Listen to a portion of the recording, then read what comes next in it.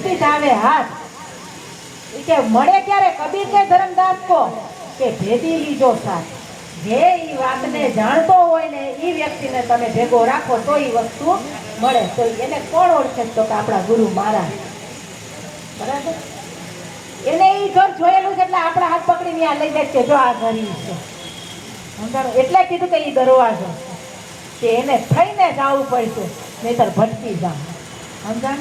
નહીતર ભટકી જાવ. એટલે એનામાંથી જો થઈને જાઉં ને તો મૂળ સ્વરૂપની અંદર.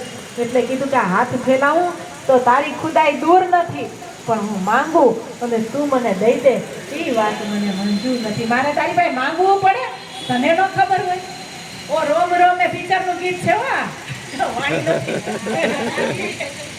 ના ના, હું જે હવે બોલીશ નહીં એ છે નીલકમલનું પિક્ચર છે. નીલકમલ કે ઓ રોમ રોમ મેં બસને વાલે રામ, જગત કે સ્વામી ઓ અંતર્યામી મેં તુજસે ક્યાં માંગુ. જો આને ખબર છે, અને આપણા જેવા હજી ગોથા જ ખાય.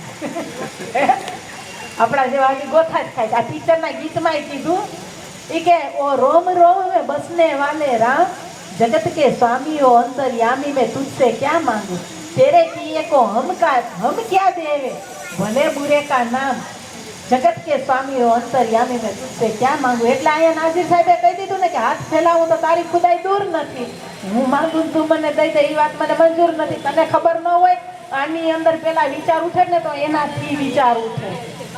હે ઈ છે તો વિચાર ઉઠે છે, તો તને ખબર નથી તો મારે માંગવું પડે.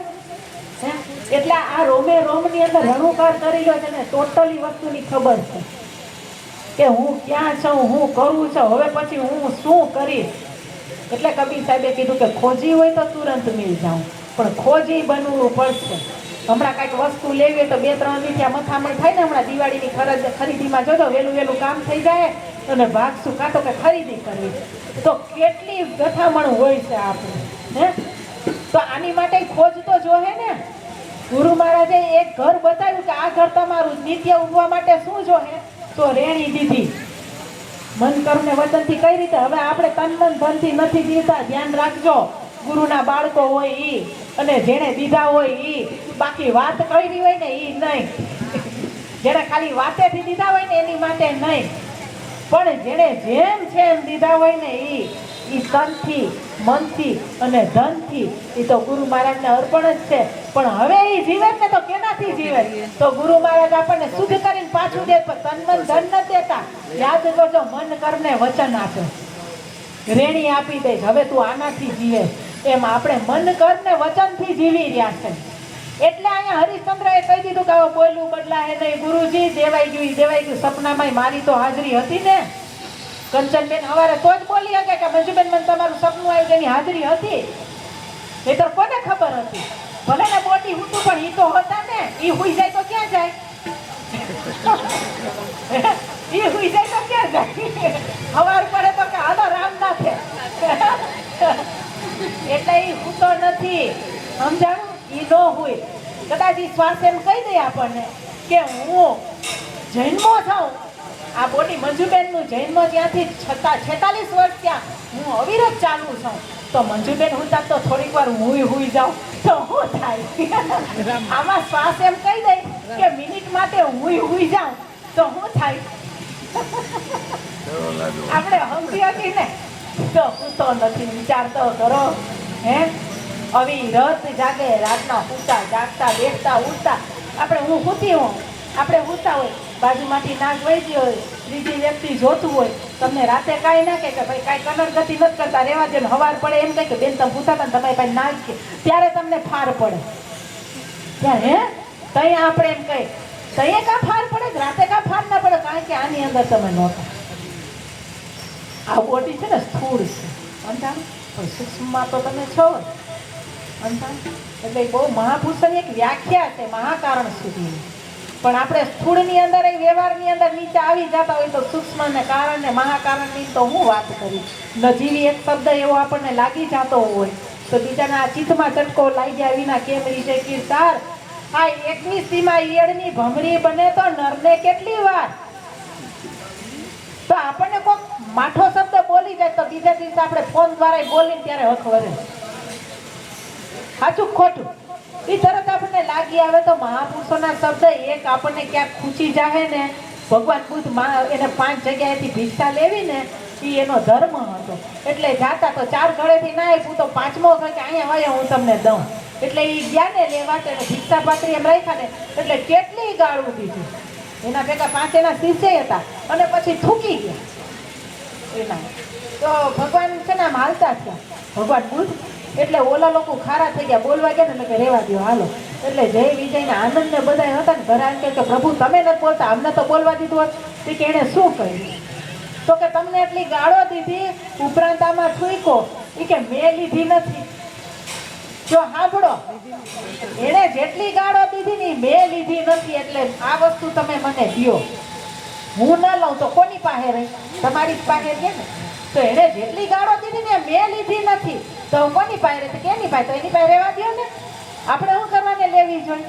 આપણે લઈ લઈ એટલે બધી તકલીફ છે ને. અને લઈને પાછી ક્યાં રાખે? મનની અંદર એટલી ગાંઠું વાળી કે એ એટલે કે ચિત્તમાં ચટકો લાગ્યા વિના કેમ રીજે કીર્તાર.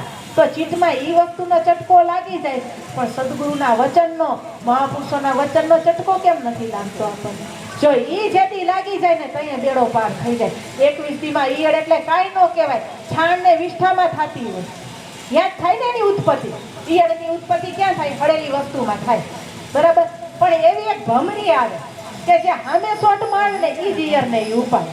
હવે એ ઈયળને ઉપાડીને ભમરી છે ને ભોણમાં મૂકી દે માટીની અંદર. હવે એને ભોણની અંદર જે દંશ દીધો છે ને ઈયળને, એ ઈયળના કાનમાં એવો ઘરી ગયો છે કે ભમરી તો મૂકીને વયા જાય, પણ એને મગજની અંદર એવું બેઠી જાય છે કે ભમરી મારી આજુબાજુ જ છે. એનું સતત ચિંતન, ભમરી મારી આજુબાજુ છે, ભમરી મારી. એમાં એનું રૂપાંતર થતું જાય છે. શું છે? ઈયળમાંથી એનું રૂપાંતર થઈ જાય. 21 દીની અંદર એથી બહાર નીકળે ને તો પૂરીની પૂરી ભમરી બનીને આવે. એ ઈયળમાંથી ભમરી 21 દીમાં બની જાય તો નરને કેટલી વાર. પણ અહીંયા લાગે તો ને હે જેસલને એક શબ્દ જ લાગ્યો ને કે કાંઈ બીજું? તુલસીદાને એક શબ્દ જ લાગ્યો કે કાંઈ બીજું? નારદજીને એટલું જ કીધું કે તમે આટલું જ્ઞાન જાણો છો પણ તમને તમારી ખબર છે? તો કે એ તો મને નથી ખબર. તો અમને એ ખબર. કે હું કીધું? સનત કુમારોએ જેટલું તમારું જ્ઞાન છે ને એ ગયું બધું પાણીમાં. એની કાંઈ જરૂર નથી. જેથી તમને તમારી ખબર પડી જાય ને તો આ તો બધા પોથા છે. આ બધા પોથા છે, એમાં જ્ઞાન ન હોય. એ એક માહિતી છે. શું છે?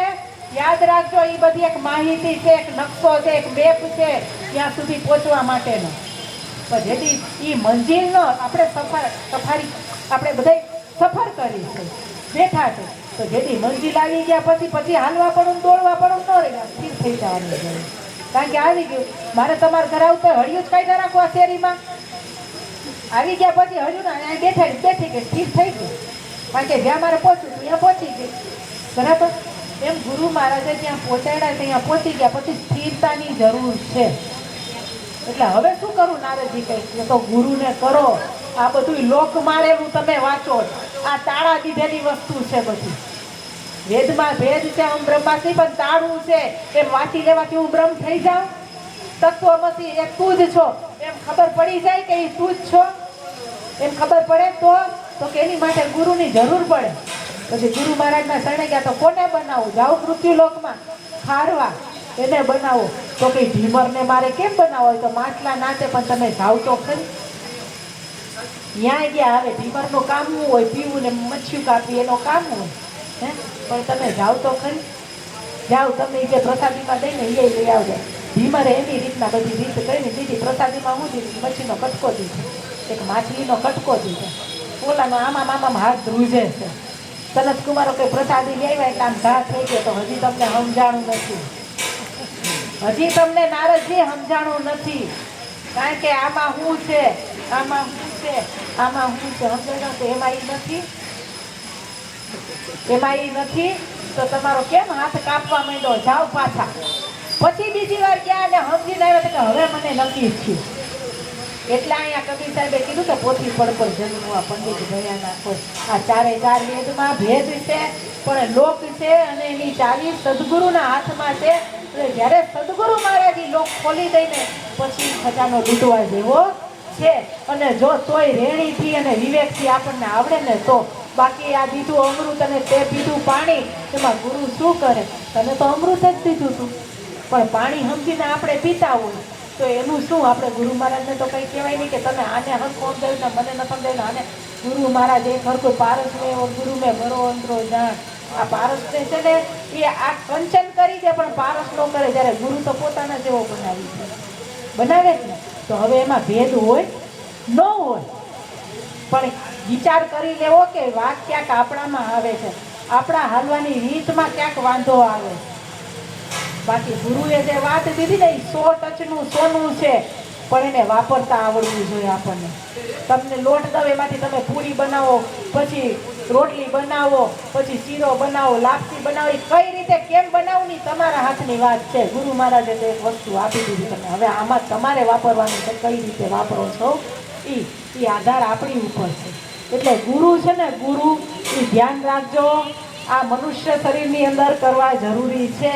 કારણ કે કબીર સાહેબ છે ને, કબીર સાહેબ કેવા હતા કે એને કોઈ વસ્તુની જરૂર નહોતી, પણ છતાં રામાનંદ મહારાજને એમણે ગુરુ બનાવ્યા અને એને ગુરુ પાસેથી જ્ઞાન લીધું.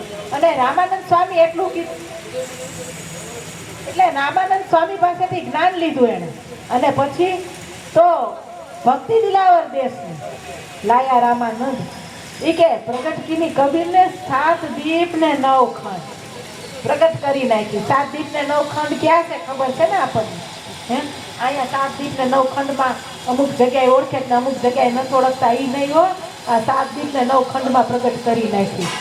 બાકી લાયા રામાનંદ પણ એને પ્રગટ નથી કરી. પ્રગટ કોને કરી નાખી? કબીર સાહેબે કરી નાખી. હે, તો મહેનત એની ને. ગુરુ મહારાજે શું મહેનત કરી કે જો સાંભળજો, છેલ્લી એક વાત કહી દઉં, પછી આ લોકો આવ્યા છે તો એ ભજનનો જરીક લાભ લઈ.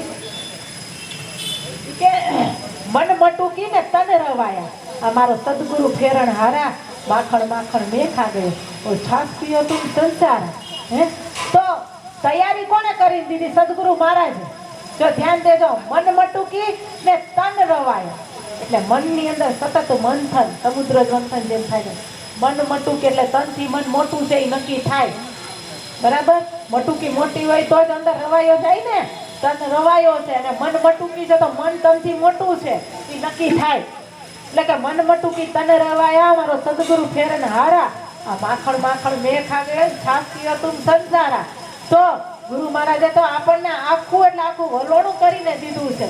બસ આપણે તો હવે એ આરોગી અને એ પ્રમાણે હાલવાની વાત છે. એટલે ધ્યાન દેજો, ગુરુ મહારાજની રેણીમાં રહેજો, અને ગુરુ મહારાજે આપણને જે કાંઈ દીધું ને એની ઉપરથી સાંગો પાંગ ઉતરી અને ભવ પાર. જોકે ગુરુ મહારાજે આપણને ભવબંધનમાંથી છોડાવી દીધા, પણ નક્કી આપણને થવું જોઈએ, નક્કી આપણને થવું જોઈએ કે હું બંધનમાં નથી. અકર્તાના પદમાં ગુરુ મહારાજે ઊભા રાખી દીધા. ધરાર ને ધરાર આપણે કર્તાના પદમાં આવી તો એ ખામી આપણી દર્શાય. બોલો સદગુરુ મહારાજની.